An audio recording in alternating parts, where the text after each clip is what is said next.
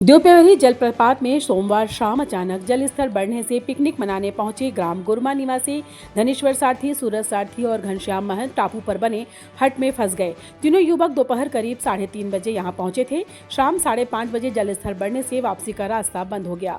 धनेश्वर ने मोबाइल से अपनी बहन को सूचना दी, जिसके बाद उनके परिजनों ने जिला प्रशासन और पुलिस को सूचना दी। पुलिस टीम के साथ स्थानीय ग्रामीण मौके पर पहुंचे और डीडीआरएफ की टीम को भी बुलाया गया। रात के अंधेरे में तेज बहाव होने के कारण रेस्क्यू शुरू नहीं हो सका। मंगलवार सुबह ग्रामीणों की मदद से रस्सी के सहारे तीनों युवक को सुरक्षित बाहर निकाला गया। करीब 15 घंटे तक तीनों पानी के बीच फंसे रहे। बारिश के दौरान जलप्रपातों और नदी नालों में अचानक जलस्तर बढ़ने का खतरा रहता है। इसके बावजूद यहाँ पहुँचना तीनों के लिए भारी पड़ सकता था।